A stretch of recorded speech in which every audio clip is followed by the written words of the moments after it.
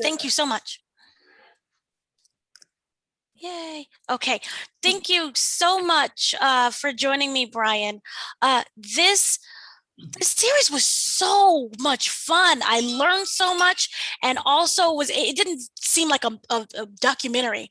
Just seemed like I just dropped in on these lives of different whales and species, and it was so much fun.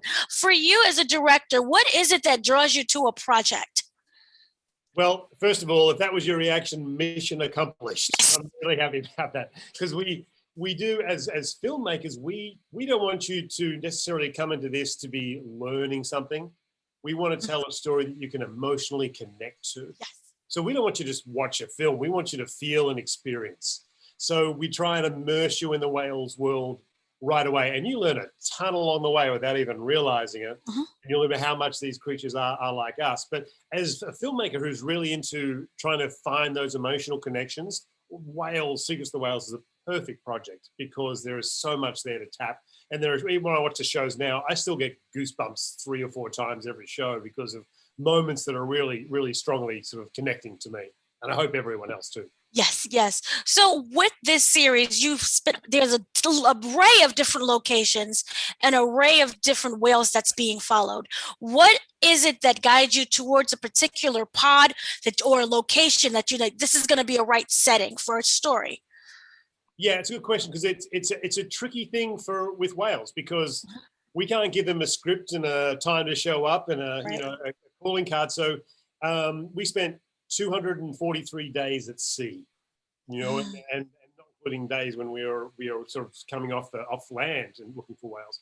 So we started off with looking at what species we wanted to cover. Geographic initially came to us and said, we wanted to sing on whales. Brian Scarry's doing a project, and can you make it into a TV series? Can you do 5 episodes? And we ended up saying, no, we can't. We can do 4, because narwhal are just too elusive, but they go well with beluga. So then we had these species we wanted to do, and we looked at different places around the world where we could go to try and get different behavior. And then we just put the best people with the best gear at the right place at the right time for as long as possible, and kind of let the magic happen. And the whales kept giving us this gift, this insight into their world that no one had ever seen before. So that's what's exciting to me, is being able to pull all that together, because it's not something you make a plan, and then you get out of the boat and you throw the plan out, because nothing ever goes to plan. You start from scratch in a way, but we got so much to work with because the whales were just so willing to work with us. Right. But for this series, how do you find the right story and know that you have it when there's no script?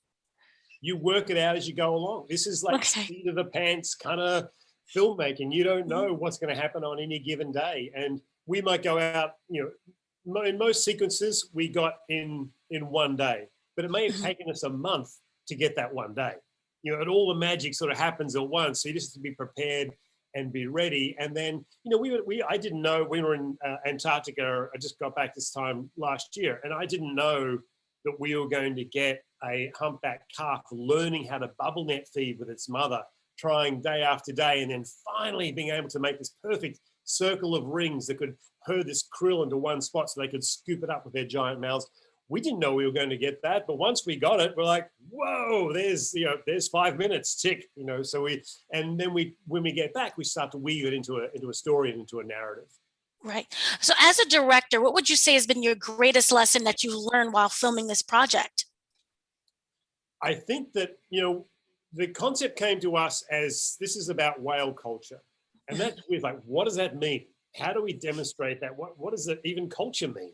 Right. And as we dug into it, and we discovered that orca in Patagonia, there's 9 or 10 who know how to snatch seals from the beach, come and beach themselves and grab the seals. They're the only orca in the world that can do this. And they pass that down from generation to generation. Orca in New Zealand are going for rays, but they may not eat fish that other orcas. So we discovered that along with this rich sort of language that different species have, they have different cultures about how they approach things. And behavior is that when we eat, we all use utensil. That's behavior. It's universal to human beings. Culture is whether I use chopsticks or a knife and fork or my hands and fingers.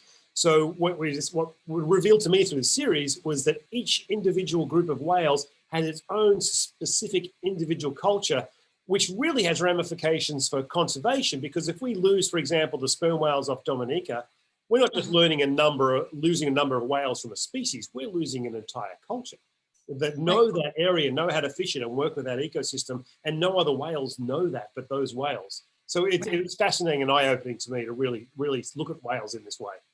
So what I learned the most was that whales are kind of like humans, especially culturally. Would you say that was the driving point or the focus that you wanted to bring out to viewers so that we could kind of feel a sort of empathy and be able to really relate to these whales and dive into more and learning about them and getting into conservation? The big revelation of the series has come from scientists who have in recent years started to accept that some animals have emotions like people do. It's previously been taboo. Darwin mentioned it 100 years ago and everyone ignored it. And then we don't say that whales play or any animals play or feel or love or mourn. But it's become obvious when you look at an orca mother carrying around its dead calf for days and days at a time. You can say, what explanation is there for that other than it is mourning? So now scientists have opened up the way with certain species to say they are a lot like us. So when we at Red Rock like to approach films that have these emotional connections, we found that because by saying that whales are a lot like us, which is the message I think comes through from the visuals, we don't even really have to say it, it just comes through from the visuals, you understand that, you will care more for about something you identify with. So if you watch Secrets of the Whales, and you start to care more about these animals and the oceans, then that will hopefully drive all of us to take better care of our planet. And there's things we can all do to help the whales, whether it's just choosing what we throw away and what we don't throw away in terms of debris in the ocean, whether it's what sort of food we choose to eat, whether it's who we elect. I mean, there's lots of things we can do that can help protect this planet and the oceans and the whales, and we're all part of that one family. One of the most important scenes in the whole series was in the first episode where we saw that the whale was being stuck in the net and you made the decision to free it. Usually documentarians, they stay away and just observe. What was the driving force behind not just doing that, but also including it in the series? It's a really good question because you're right. We try to be observers of nature. And if things are happening in nature, we tend to observe and not to interfere. Right. In this case, and in other cases we saw, the problem wasn't caused by nature, it was caused by humanity. So in this case, we felt that it was our obligation to try and correct that, this mess that we're making. So we made the decision in the field that we needed to help this whale. And indeed, there was a series of turtles that were hopelessly entangled in marine debris, which we freed, far more than you sort of see in the show. And there's a lot of things we do. When we see that the cause of the problem is man-made, we don't have a problem. And this is we at Red Rock Films, I can't speak for Geographic, right. But personally, we don't have a problem intervening. Right. And lastly, if you could describe this series using just 3 words, what would you say? Emotional, spectacular, and breathtaking. Thank you very much for speaking with me. Thank you so much. It was a pleasure.